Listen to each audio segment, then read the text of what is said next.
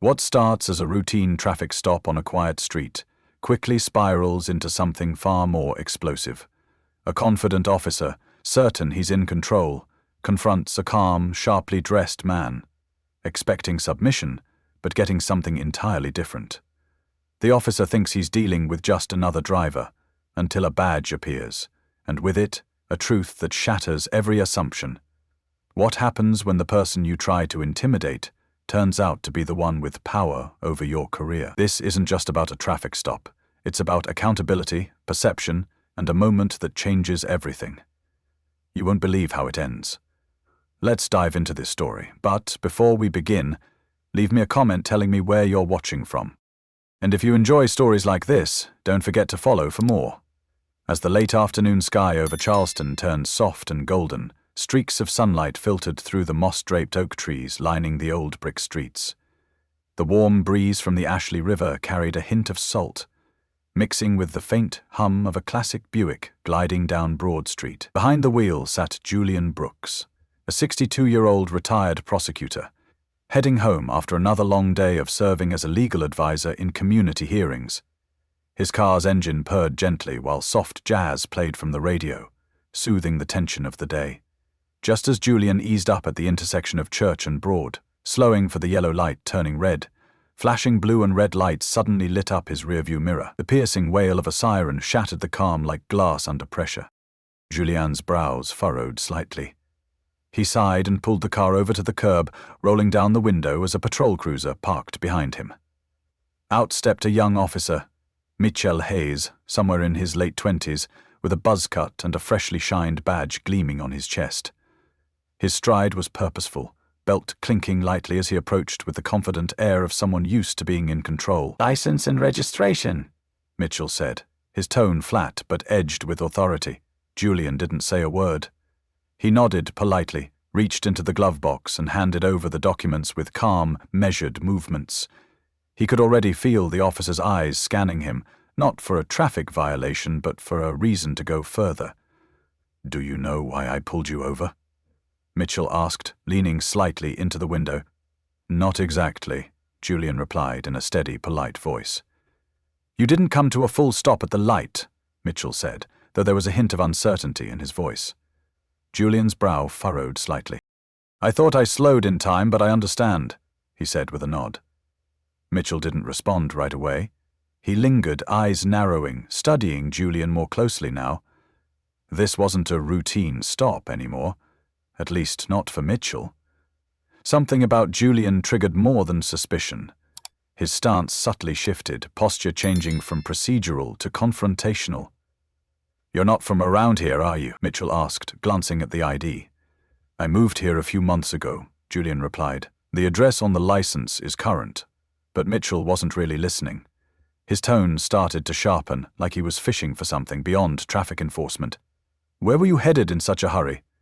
"Just going home," Julian answered calmly, but the change in atmosphere was unmistakable. To Mitchell, Julian wasn't just a driver anymore. He had become something else. Something threatening, though no one could say exactly why. The tension was rising, but Julian didn't flinch. What Mitchell didn't know was that Julian's calm wasn't ignorance. It was discipline. Mitchell folded Julian's documents slowly, almost theatrically, and tucked them into his chest pocket. He stood upright, the corners of his mouth lifting slightly in a smug expression. "Step out of the car for me," he ordered. Julian's fingers tightened around the steering wheel momentarily, but his face remained composed. "Is there a specific reason for that, officer?" he asked, voice even. Mitchell's lips twitched, but he caught himself. "I asked you to step out of the car. Don't make this harder than it has to be." The threat hung heavy in the air. Julian inhaled slowly and pushed the door open. He stepped out, standing a bit taller than the officer. His shoulders were broad, posture composed. A neatly pressed grey suit clung to him with elegance, his polished shoes clicking softly against the pavement, a picture of discipline and dignity. Yet none of that seemed to matter. "Hands on the hood, where I can see them," Mitchell instructed. Julian complied, every movement slow and deliberate. "Is there something specific you're searching for?" he asked calmly, not breaking eye contact. "Just a routine check." Mitchell Hayes muttered, his voice a shade too casual. "We've had some incidents around here lately. Can't be too careful." Julian Brooks slowly turned his head, locking eyes with the young officer. His voice was calm, but each word was laced with quiet steel. "Incidents involving older men in business suits driving sedans." The question hit like a sudden crack of thunder. Mitchell's composure wavered just for a second. His hand instinctively hovered near his belt, a trained reflex more than a threat. "Watch your tone," he warned, voice tightening, a little more clipped now. "I'm simply asking a question," Julian replied, unshaken. There was no defiance in his voice, just a composed, dignified firmness that felt out of place for Mitchell. The officer leaned in slightly, squinting as if trying to read something beneath Julian's skin. "You seem awfully familiar with how this works," Mitchell said, his tone turning colder. "You got something to hide?" Julian let the silence stretch between them, the warm wind rustling the leaves overhead, filling the stillness with soft motion. Then, in a voice even and razor-sharp, he replied, "No, officer. I just believe in transparency. Knowing why I'm being stopped, and on what grounds." Mitchell scoffed, brushing the comment aside, but something about Julian's poise was unsettling. He took a few steps back, pacing a small circle in front of the car like a man trying to reclaim control. The rhythm of his boots striking the pavement echoed awkwardly in the street. Julian, meanwhile, remained still. No shifting, no nervous glances, no fear, just control. Refined, practiced control. The kind that didn't rise to threats, the kind that made Mitchell feel smaller by contrast. "You're pretty confident," Mitchell muttered under his breath, half to himself, squinting at Julian again. "Like you already know how this is going to play out." Julian didn't take the bait. Instead, he tilted his head slightly, his voice calm as dusk. "Confidence isn't the issue here, officer. Respect is." That one landed. Mitchell froze, his mouth slightly open as if to fire back, but the words refused to come. Julian's composure was disarming, in a way the officer wasn't prepared for. His balance was off. The dynamic between them was no longer what he thought it was. The tension in the air was no longer fear-driven, it was electric. Mitchell's jaw tensed. He doubled down. "Turn around," he barked, voice sharp. "Place your hands on the hood. I need to check for weapons." Julian's eyebrows rose, surprised, not by the demand, but by the desperation in the officer's tone. "Weapons?" he repeated, his voice dry, laced with disbelief, but still composed. "Do I look like someone carrying a weapon?" Mitchell didn't answer, but his expression cracked. Just a little. "I'm not going to ask again." Julian paused for a moment. There was a flicker in his eyes. Unreadable. Fleeting, then he turned slowly, deliberately, and placed his hands flat on the warm metal of the hood. The rustle of his sleeves and the click of his shoes were the only sounds between them. Mitchell stepped forward, the crunch of gravel underfoot unnerving in the silence. His hands moved quickly, patting down Julian's sides and pockets, rougher than necessary. It wasn't just a search. It was a test, a power move, an invitation for a reaction. But Julian didn't flinch, didn't move an inch. Mitchell lingered for a beat longer, as if hoping something, anything, would justify his suspicion. Finally, he stepped back with a muttered, begrudging, "You're clean." Julian turned slowly to face him again, his face unreadable, his eyes sharp as glass. "Of course I am." He adjusted the cuff of his sleeve with the same control he'd kept from the start. "Now, officer, if you're finished." "I'm not," Mitchell snapped, his voice rising too quickly. The rush of words betrayed something deeper, a desperate need to stay in charge. "You seem to know a lot about what I can and can't do. Care to explain why?" Julian folded his arms, the smooth fabric of his suit rustling lightly in the still evening air. "Let's just say I've had my share of encounters over the years. I've learned a thing or two." Mitchell's eyes burned with frustration as he stepped closer, his voice now barely more than a growl. "You think you can talk your way out of this?" Julian Brooks didn't flinch. His gaze remained steady, unshaken, like a stone wall in the face of a rising tide. "I don't think anything, officer," he said calmly, his voice smooth but edged like sharpened steel. "I believe in fairness, and right now I don't see much of it here." The words hit the air like the toll of a bell, low, echoing, unavoidable. Mitchell took the bait. "Fairness?" he scoffed, his face twisting. "You think this is about fairness? People like you always—" He stopped himself, but the damage was done. The unfinished sentence hung in the space between them like the thick humidity in the Charleston evening, heavy and telling. Julian's face didn't change, but his posture did, just slightly. A subtle shift of the shoulders, a narrowing of the eyes. Enough to make it clear, he had caught exactly what Mitchell meant. "People like me?" Julian repeated quietly, each word soaked in meaning. "Go ahead. Finish that thought." Mitchell's mouth opened, but no words came. He stepped back a pace, as if realizing he'd crossed a line that couldn't be uncrossed. "You know what I meant," he muttered, his tone now lacking the fire it had moments before. "I think I do," Julian said softly. His calm wasn't passive anymore, it was deliberate, weaponized, a blade slicing through the last remains of the officer's false authority. "And I think we both know. This stopped being about a traffic stop a long time ago." Mitchell looked away, for the first time unsure of what to say. The confidence that had carried him swaggering up to the vehicle had all but vanished. He looked like a man standing in sand, slowly realizing it was quicksand. The silence grew loud, filled with the distant rumble of a train, the whirring buzz of cicadas, and the pulsing of tension. Julian broke it, his voice calm but unwavering. "Officer Hayes, I think it's time you knew who I am." Mitchell's brows furrowed, the irritation creeping back in, though weaker now. "I don't care who you are," but his tone betrayed him. It cracked, slightly, like the surface of glass under pressure. Julian moved slowly, deliberately, his right hand easing into the inner pocket of his blazer. "I'm reaching for my badge," he said plainly, his eyes never leaving the young officer's. "No sudden moves, no games, just clarity." Mitchell's hand instinctively twitched toward his own belt, but something in Julian's calm disarmed the tension. The officer watched as Julian pulled out a worn leather wallet, flipped it open, and held it steady in the waning light of dusk. The badge inside gleamed with quiet authority. "Julian Brooks," he said, his voice even and controlled, like a man who had said his name this way 1,000 times before. "Former Chief Prosecutor, State of South Carolina. Currently appointed Senior Counsel on Police Oversight." Mitchell's eyes darted between the badge and Julian's face, searching, hoping for a crack, a tell, a lie. But there was nothing. Only the heavy truth staring back at him. "Police Oversight," Mitchell echoed, his voice faltering. His posture stiffened, but this time it wasn't from pride. It was from panic. His jaw clenched. His feet shifted slightly, unsure whether to run, apologize, or disappear. Julian took a small step forward, his tone now low but piercing.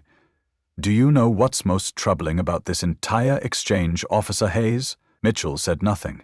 He looked like a man realizing he'd been shadowboxing with someone holding the real sword. Julian didn't wait for an answer. "It's not the profiling, although that's plenty bad," he continued. "It's not even the power play or the intimidation or the blatant escalation." His voice was now a steady drumbeat. His voice was now a deliberate. "It's that you did all of it," he said, pausing just long enough for the point to land. "Without ever knowing who you were talking to." Mitchell's face lost its color. "You assumed I wouldn't know my rights, that I wouldn't understand the laws you've sworn to uphold, and why?" Julian didn't give him a chance to reply. His eyes narrowed, voice tightening like a noose. "Because I didn't look like someone you thought deserved respect." The words hit Mitchell like a punch to the gut. He stepped back, slightly hunched, the badge in Julian's hand burning in his memory. "And that," Julian said slowly, "isn't just a problem for me." His voice was low but filled with gravity. "That's a problem for every single person you meet while wearing that uniform." Mitchell's shoulders sagged under the weight of the moment. His eyes dropped to the pavement as if it could offer an escape. It didn't. Julian finally stepped back, giving the young officer room to breathe, but not to retreat. "And here's what's going to happen," Julian said, his voice still firm, still cold. "You're going to return my license. You're going to walk back to your cruiser, and you're going to think very carefully about what happens next. Mitchell opened his mouth, but the words caught in his throat. Then Julian added, softly but unmistakably, "You'll be hearing from me again, not as a man you tried to intimidate on the side of the road, but as someone who will decide whether you deserve to keep that badge on your chest." As the golden afternoon light cast long shadows across the quiet streets of Charleston and a cool breeze slipped through the half-open window of the car, Julian Brooks stood at a moment he would never forget. He stared directly into Officer Hayes's eyes, calm, steady, and cold, like the final note of a trumpet after a long symphony. "Now, you're going to step back," Julian said slowly, his voice deep and resonant like a bell tolling in a quiet cathedral. "Return my documents, and think very carefully about what you say next." Mitchell Hayes parted his lips, visibly hesitating, caught between pride and doubt. He wasn't used to losing control, especially not to someone he had already written off. But that silence, heavy and stretched, revealed the truth. He was no longer sure of his authority. Julian tilted his head slightly, lowering his voice with calm intensity. "You're going to hear from me again, not as the man you pulled over on the side of the road, but as the one who decides whether or not you deserve to wear that badge." Hayes swallowed hard. A wave of red flushed up his neck and cheeks, burning with shame and realization. With trembling fingers he reached into his chest pocket and pulled out Julian's license and registration. Julian took them wordlessly and tucked them into his leather wallet. As he moved back to his car, hand resting on the door handle, he paused and looked back over his shoulder, locking eyes with Hayes one final time. "Remember this, Officer Hayes," Julian said, his tone sharp and unwavering. "The badge doesn't make you better than anyone. It makes you accountable to everyone." Sliding into the driver's seat, Julian started the engine. The hum of the car rose softly into the cool evening air as Officer Hayes stood frozen in the fading light, his confidence shaken, his future uncertain. But for Julian, it wasn't over. This moment would echo far beyond the quiet roadside. The drive home was silent, but his thoughts roared, not because the encounter was rare, but because it was far too common. Hayes wasn't the first officer like this Julian had dealt with, and he knew he wouldn't be the last. But this time things would be different. This time he had the power to act. The next morning, sunlight streamed through the blinds of Julian's office at the Charleston Internal Affairs Division. He sat at his desk, a file open in front of him. Officer Mitchell Hayes. The record wasn't clean.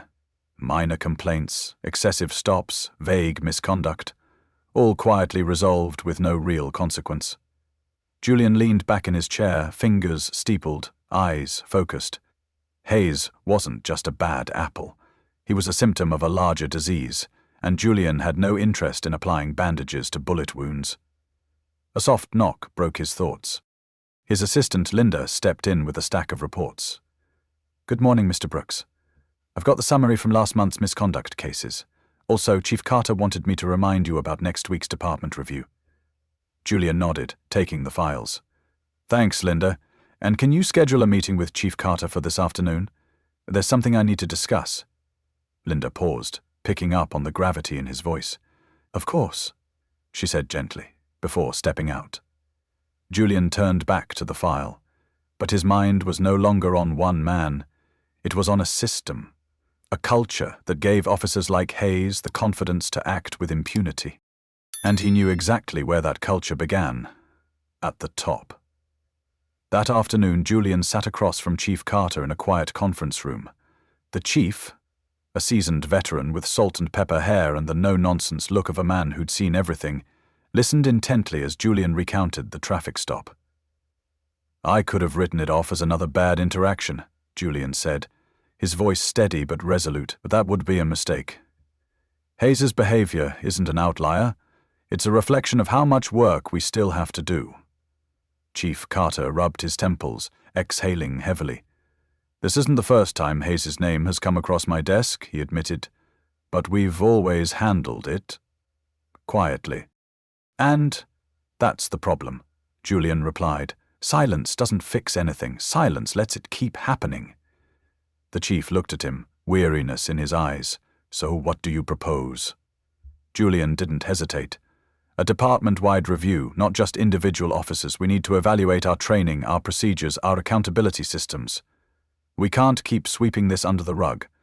If we don't hold ourselves to a higher standard, how can the community trust us? Chief Carter leaned forward, clasping his hands. You know you're going to ruffle some feathers. Julian gave a small, steady nod. Good, he said quietly. It's about time someone did. If we don't hold ourselves to a higher standard, how can we expect the community to trust us? Julian said, his voice calm but firm, echoing through the quiet conference room.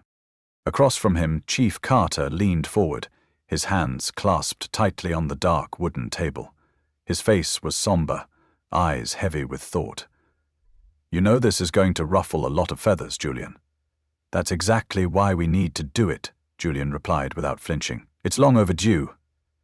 The following weeks were a whirlwind of action. One meeting rolled into another, interviews, reports, community forums. Julian dove into it all. He barely slept, often seen poring over files with cold coffee in hand. Yet he pressed on with relentless determination. He compiled data, sat down with officers, and, most importantly, he listened to the people, the ones whose voices had long been ignored. The incident involving Officer Hayes became the spark for systemic reform. It was no longer about one man's mistake. It was a wake-up call, one that forced the Charleston Police Department to confront its deeply rooted issues head-on. As for Hayes, he faced an internal disciplinary hearing. Julian didn't hide his involvement. He sat across from Hayes during the proceedings, watching as the officer squirmed under scrutiny. Hayes was ultimately suspended, but Julian understood something deeper. The real victory wasn't in punishing Hayes, it was in preventing the next one. Months later, Julian stood behind a podium at a city-wide community event. The hall was filled with uniformed officers, city leaders, and local residents of every background. Some skeptical, some hopeful, all listening. Julian adjusted the microphone. His voice was steady, measured, but it carried weight. This isn't about blame, he began. It's about responsibility, about our shared duty to build a system that works for everyone. He paused. The room was silent. The only sound was the faint hum of the overhead lights. Justice, Julian continued, isn't just about catching the bad guys. It's about ensuring that the people sworn to protect and serve actually do so, with honor, with fairness, and with respect for every person they encounter. He looked across the crowd. That's the badge I believe in, and that's the badge we're rebuilding, together. Thunderous applause erupted. It rolled through the hall like a wave, but Julian didn't linger in the moment. He offered a modest smile, then stepped down from the stage. To him, this wasn't the end of the story. It was the beginning of a better one. As he walked past the crowd, he caught their eyes, some filled with doubt, others with quiet hope. But all were listening. Julian knew change wouldn't come overnight, but it would come. And for now, that was enough. Julian Brooks' story, an aging former prosecutor pulled over for no clear reason by a young cop, is not just a simple encounter between two men. It's a collision between prejudice and awareness. In that brief moment, with red and blue lights flashing across his windshield and the officer's cold voice cutting through the silence, a deeper truth emerged. Sometimes, you don't have to do anything wrong to be treated with suspicion. Sometimes, just being who you are is enough in a system that hasn't yet learned to see with fairness. But what makes this story truly powerful isn't that Julian exposed the officer, it's how he responded. He didn't lash out. He didn't retaliate. He chose the harder path: dialogue, reform, and leading change from within. That's the real lesson. True power doesn't lie in the authority we hold, but in how we use it to serve what's right. In our own lives, we may not wear badges or sit in positions of influence, but we always have a choice: to let anger burn away hope, or to use calm, justice, and integrity to light a better path forward. Remember, you don't need a title to make a difference. You just need the courage to stand tall when others choose to look away. And when you do, like Julian, you don't just change one moment. You begin to change an entire system. If this story resonated with you, share it with someone who needs to hear it. Let's start the conversations that matter, the ones that lead to real change. Subscribe to our channel for more powerful stories like this. Stories that challenge, inspire, and remind us what we're capable of when we stand up for what's right.